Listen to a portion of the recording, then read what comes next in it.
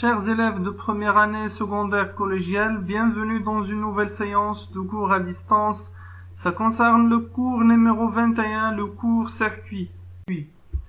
On commence par une situation problème. Vous savez que lors de l'utilisation d'un fer à repasser, il faut faire attention à ne pas toucher le fil électrique à la partie chaude du fer à repasser. Pourquoi? Pour pouvoir répondre à la question posée, on se propose de réaliser le montage électrique suivant. Un générateur est relié à un ampèremètre qui est aussi relié à deux lampes en série et un interrupteur ouvert. Lorsqu'on ferme l'interrupteur, l'ampèremètre indique une valeur de 0,28 ampères.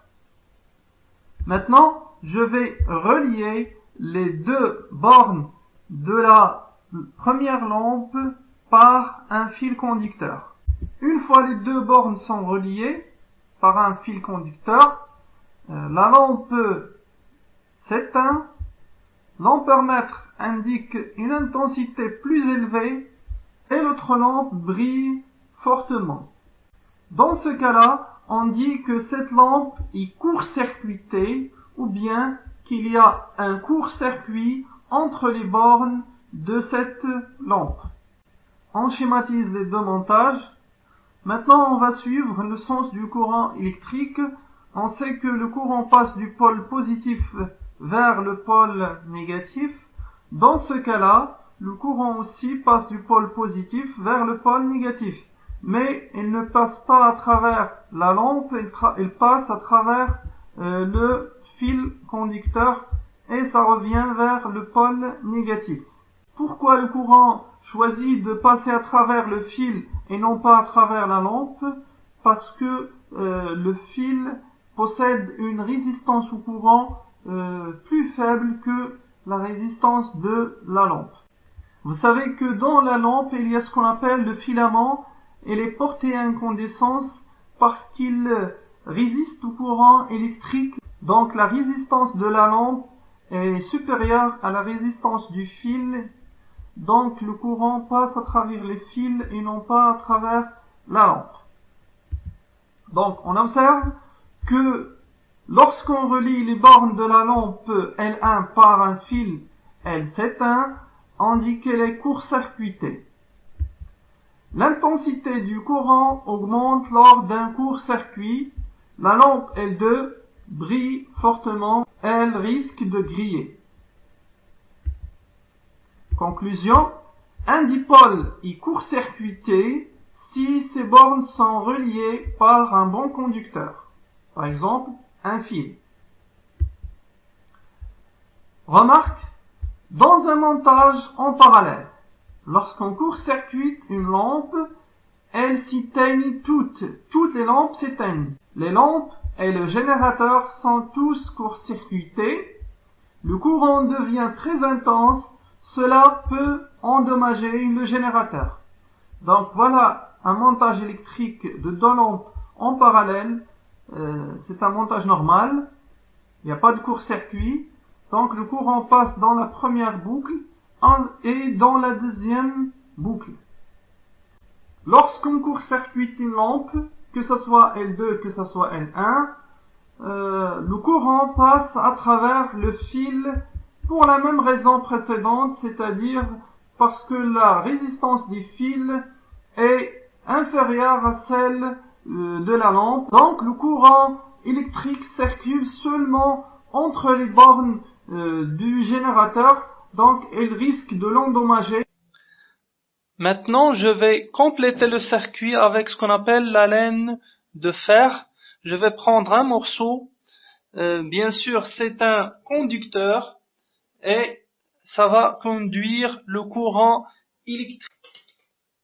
Je vais court-circuiter cette lampe.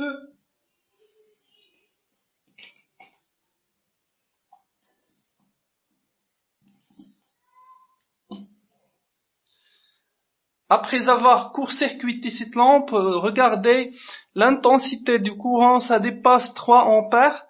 C'est une intensité très élevée. Regardez, la laine de fer commence à brûler.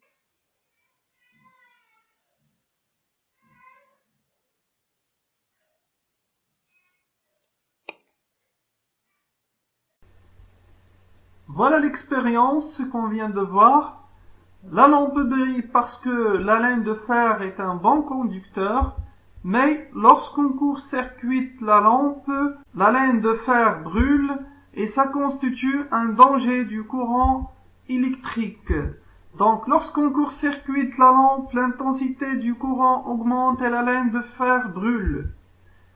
Conclusion, un court-circuit peut provoquer un incendie.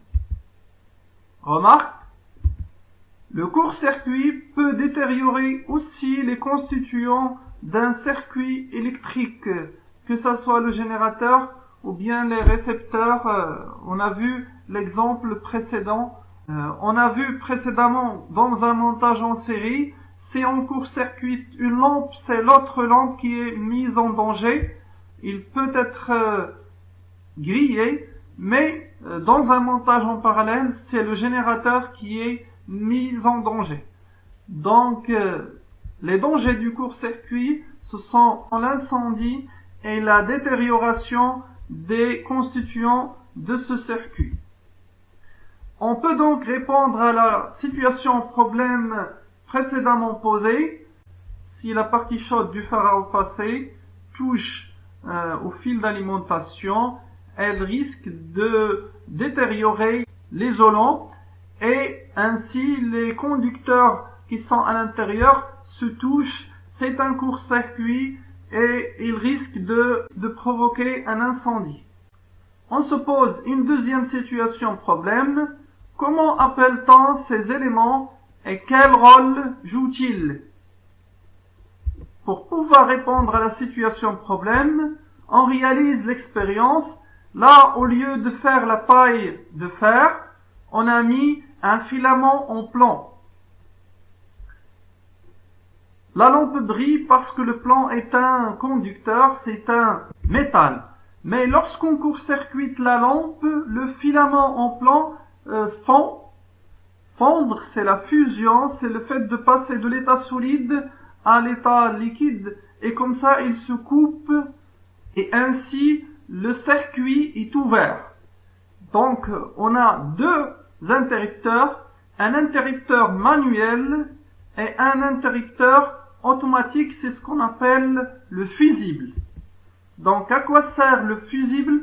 Il sert à la protection contre les dangers du court-circuit. Lorsqu'on court-circuite la lampe, l'intensité du courant augmente, les fils chauffent et le filament en plomb fond. بالعربية سليك الرصاص ينصهر. هذه الانصهار. Le circuit s'est ouvert et le danger s'est achevé. On appelle le filament un fusible. Conclusion, le fusible sert à protéger contre les dangers du court-circuit. Elle est montée en série avec le récepteur conservé. On a une lampe, le filament est enserré avec la lampe. Quand on a court-circuité la lampe et c'est un danger, le filament a coupé le courant. À la fin, je mets le point sur deux remarques. Tout d'abord, le symbole normalisé du fusible est le suivant. Ensuite, dans le montage électrique domestique, en plus que les fusibles, on utilise le disjoncteur. C'est un interrupteur automatique. Il ouvre le circuit en cas de court-circuit ou bien lorsque le courant dépasse une intensité préalablement définie. Elle permet aussi d'ouvrir le circuit manuellement pour réparer une panne. Voilà le disjoncteur. Là on voit 45, ça veut dire 45 ampères. On l'appelle l'intensité de rupture, c'est-à-dire quand l'intensité du courant dépasse 45 ampères, le disjoncteur coupe le courant. On peut aussi couper le courant manuellement en touchant sur ce bouton-là. On remet le courant en touchant sur celui-ci. Et je reviens à la situation problème précédemment posée. Comment appelle-t-on ces éléments et quel est leur rôle? Donc ce sont tous des fusibles de différentes utilisations. Donc ceci pour le montage électrique domestique, c'est-à-dire l'installation de la maison. Ceci pour les appareils électriques et cela pour les voitures. Vous voyez ici l'épaisseur du filament diffère d'un fusible à l'autre pour supporter une intensité maximale. C'est l'intensité qu'on trouve sur chacun. Donc celui-ci supporte au maximum 10 ampères, 16 ampères pour celui-là, 20 ampères pour celui-là, 32 ampères pour celui-là, et pour ceux-ci ils sont moins d'un ampère, c'est-à-dire 0,25 ampères, 0,30, 0,40. Ceux-ci, les couleurs, elles ont une signification. Chaque couleur représente un ampérage bien déterminé. Et à la fin, je vous propose de faire l'exercice suivant.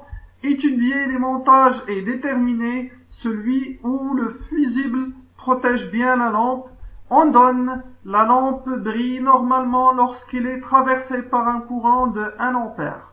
On a 4 montages à étudier et trouver le bon emplacement et le bon choix du fusible.